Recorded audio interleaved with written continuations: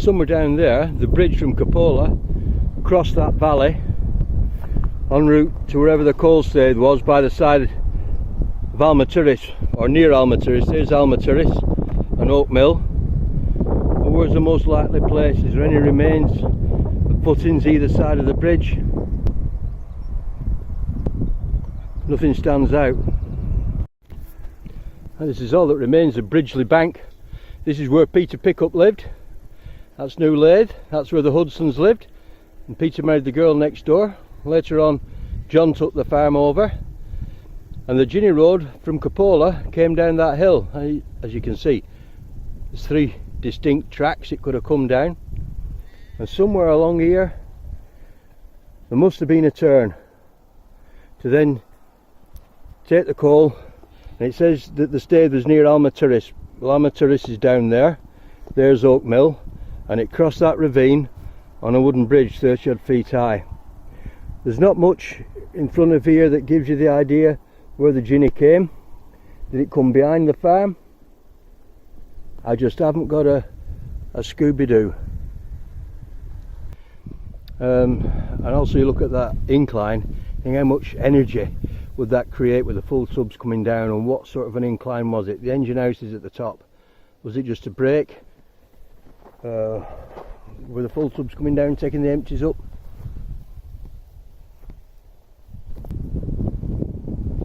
This might look a bit of an investigation in the field here, this bit of a flat. We're in front of the farm. Now if the Ginny came down the actual road, that's basically the line of the track, it looks like it possibly could have come just this side of the wall. Now this is a definite hard standing, although I haven't found one lump of coal, but I'm sure you can agree that it certainly looks like it's been something, a plateau or something. No sign of any Ginny, but if this was the location, sorry about all the wind, then Almaturris is just through there, so it will go down here across that ravine down towards Almaturris. The only good thing would be, I suppose, to find some remains of the bridge. There's a bit of a scar down there on the side of the hill. Could that be anything?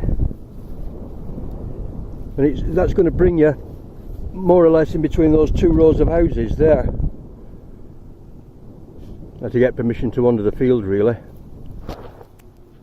Anybody wanting to do some proper archaeology, this is the place. But anyway, there's Bridgley Bank Farm. Bags of history related with that and New Lathe. This place was a hive of activity in the 1800s, the early 1800s, 1840s, right up to 1887 when the pit closed. I believe New Lathe at one time was used as a little bit of a chapel. The Hudsons were certainly very religious. Moses Heap was a frequent visitor here. He said at once he went in New Lathe and there was George Hudson playing the piano at one end of the house and Esther Hudson playing at the other end of the house. And it was something he would never ever forget. If you don't know who Moses Heap is, look his diary up and read it. They were very great friends of the Hudsons, and his diary gives us a big insight into life in Rossendale, certainly around the 1830s. You see what I mean? If that is the track, it's coming in here, isn't it? And there'd be a turn. But if these other 2 roads are the track. But anyway, at the top of the hill is the old engine house, and that was the midpoint between the Staith at the bottom here. It wasn't a Staith, it was a turn, and the drift. So I'm wondering how on earth they used the energy that hill would have created with the full loads. The pickups and the Hudsons, they were fantastic mining engineers, they really were.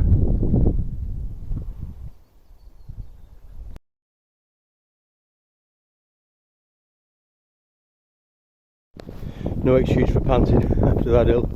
Yeah, it does look, if the Ginny followed the road, you can see it going past the fence there and onto that hard stand in front of Bridgley Bank. What a view you get from up here. I said before that Jonathan Hudson, that was on the Wallanook video, lived at Underwood, which is there where the trees are under Loughclough Park is Broading, Union Terrace and Union House. Peter Pickup used to own a pub there, he owned a lot of land there. fact, he used to sign all the poor law. There's Oak Mill. Now Peter Pickup's father, that's like a tongue twister, isn't it? Peter Pickup's father, also called Peter, got killed in 1842 quarrying stone for that mill, because he was building the mill, and young Peter witnessed the accident. In fact, he was watching out for his father, making sure no big stones fell, and they did, and killed his old fella. And that's how come Peter ended up having a lot of responsibility at an early age. Originally though, looking on the census, it was John, his older brother, that was a colliery proprietor, although John later packed in and took the farm on, and Peter went into partnership with Lord Brooks. Can't remember how many years it actually is since I was last up here, but the Ireland mine does crop out also at the top, because Goodshire Hill worked a little patch of it just before the First World War, and there's an interesting little hollow. It could be something and nothing, couldn't it? But then again, these things never are. There's the top of the embankment. This is where things like Google Earth come in to get the exact sort of line. It's always thrown me a little bit. Did it go up that bank, or has it stopped down by the road? I think it's going to stop down the road. As in, was it in front of the farm or behind? I'll take my chances it was in front. Stood on the remains of the Ginny now. Looking down the valley, brilliant, isn't it?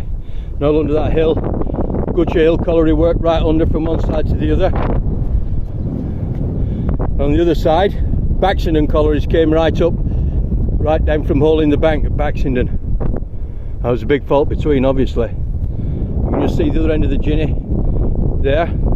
Obviously they ploughed all this lot away to make put the radio masts up, but here also one of the old shafts, what is on the 1844 map as Cupola Colliery, is here. A bit of disturbed ground, I'm sure that's it. You can pick out, there was a bit of a reservoir as well, there must have had a steam engine up, but that wasn't the original pit. We've got it down for Peter Pickup, pardon me. Peter Pickup owning collieries from the mid 1820s. And it's getting into his archive really, if he'll let us get into it now.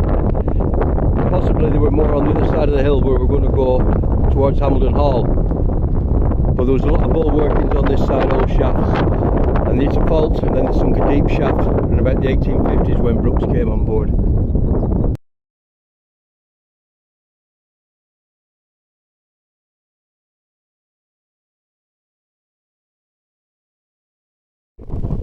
I'm at the top of Great Clough, Clough, where the old Cupola Colliery was. At one time there was a smelt mill here, believe it or not. Not in this exact location. Nobody's really been able to find out where it actually was. Well, Mike Gill from the Northern Mines did a thorough research of the area, top-down study, and he didn't even find so much as a piece of slag anywhere. But we know it was here. A man named Kerr gave us some details of the place, and it was built around about 1750. Obviously had a chimney. There's a bit of debate over the flue as to the age of the place, but one of the old stories is that a local bloke bet that he could climb the flue. Well, he tried. He didn't. He sort of died from the gases that was in there, but they do reckon that the flames and that associated with the flue and the mill could be seen for miles around everywhere. Obviously there weren't a great deal of ore produced up here. They brought it from across on Cribden, parts of Cribden, Goodshire Hill. It was worked on here in Winhill Clough, and also it says at Gambleside, although I've never found the Gambleside one, and I think the Gambleside one must be on White Hill. But anyway, we're supposed to be talking about coal mining. So the Cupola Colliery, obviously called Cupola because there was a smelt mill here, a Cupola, and this on old maps is called Cupola Clough. Now in 1797, Henry Winterbottom of Goodshire Chapel, and I've looked up a little bit about Henry, he'd been involved in a mining venture a few years before with Mr. Townley again, but we think that was possibly on the other side, Hapton Hall Farm. But anyway, in 1797, Henry Winterbottom is supposed to have taken out a contract to develop the Furnace Drift up here. Now many people in the past have sort of thought the furnace drift, well it must be the furnace drift, if you have an underground furnace for ventilation, for the Hambledon Hall colliery on the other side of the hill. But that's impossible. In 1797 those two pits certainly could not have met up, even if both existed. They did meet up about 80 years later. So what does he mean by furnace drift? Well, my take on it, and it's just a guess, just a theory, didn't do Pythagoras any harm having a theory, did it? My theory is furnace drift, furnace, a smelt mill. So Henry Winterbottom developed a drift near the furnace, and at the side of Great Clough, we're up near Moss Farm now, the ruins of Moss Farm, coal crops out on either side of the clough, and on the Cupola plans it's got dotted on all drifts either side, and as you walk up you can still see them if you know what you're looking for. There's just a load of bumps and hollows now, but they were here. So this probably is where the Cupola Colliery started around about 1797, and Peter Pickup at some point took over, perhaps 20 years later, when that lease, 21-year lease, had run out. As I say, we've got reports of Peter Pickup in the 1820s, but possibly he was on the Hambledon Hall side, or Hambledon Hill side, because there was a great big patch of early mine there above the old Hapton quarries that there's no records of anybody working apart from Henry Hayes. Yes, Henry Hayes, the quarryman from Whitworth, well, Stackstitch Rakehead. He worked the quarry and he worked the drift as well for a bit of coal. So it's possible Peter Pickup was over there as well, but nothing hard and fast. So here we are, Great Clough. This is where Cupola Colliery started off. Anybody that says the place is scarred with mining remains, my goodness, I'm glad we did so much research in the 70s, because behind me is actually the drift from Cupola Colliery, and you can hardly see it.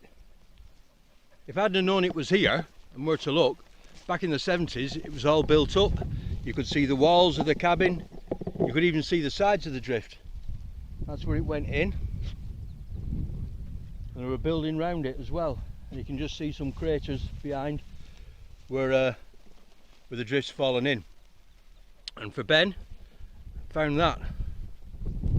I don't know if that's one of the stones that you're looking for. Pretty heavy, wants a bit of roasting, but of course we're up here in the Harley mine, aren't we?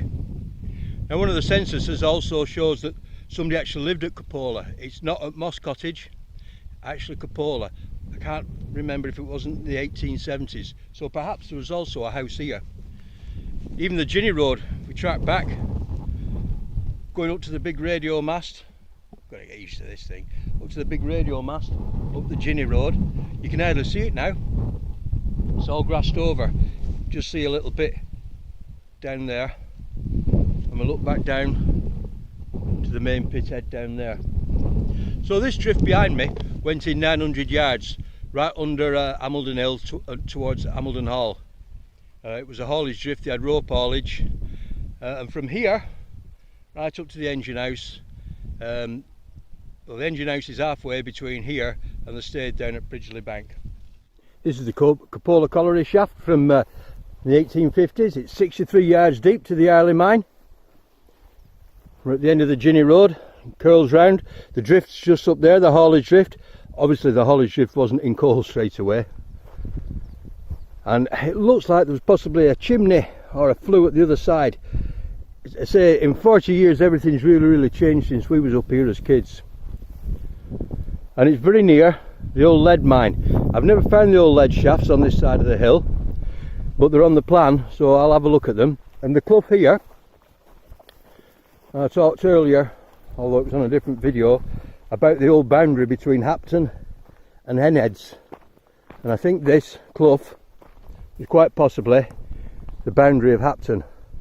Thorny Bank Clough, Thorny Bank Colliery came right up under here as well, but the lead mine does too. And further down the clough, you probably can't see it, but where my finger is, you can just see a pipe going across the valley, and they're still getting water out the lead drift. Though the lead drift did act as a water lease for Cupola.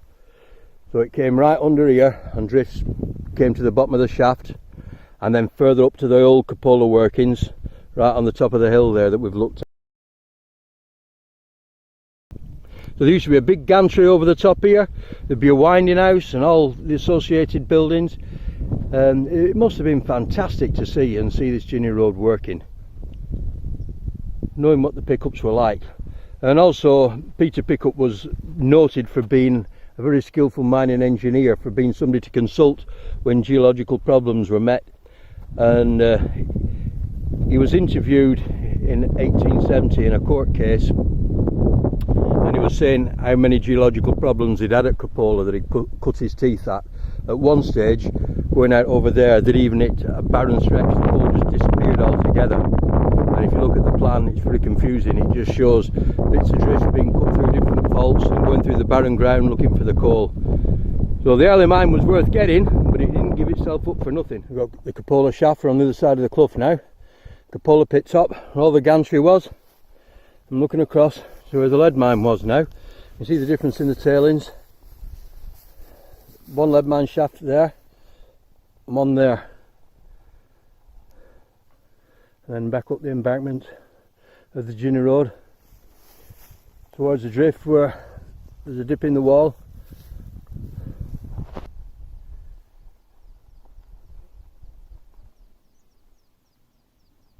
And follow the ginny back up. Goes up to the radio mast. This is the only place I can think the Cupola coal Staith is.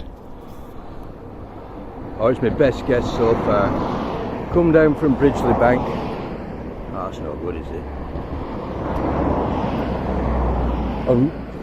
If it was straight, the ginny, well, obviously it's straight, it would have to come to at least here, otherwise it would have to cross two ravines. We know it only crossed the one. That's Alma Terrace there. But here we do have a gate post, and a gate post can be put in at any time. I know. There is a bit of a hard stand here, and obviously there's a definite track goes off down there to the farm. That has been a road at one time. So far, this is the best guess that this is possibly where the Cupola coal Staith was. There's just no signs of anything. If we could find the footings of the bridge, that would perhaps make all the difference. But you would think there'd be even some signs left in the field, wouldn't you? Even after all this time. We were just opposite Lathe Terrace. Oat Mill's down there, which was obviously planned to be a big customer until Peter Pickup died, and the mill was taken over by somebody else.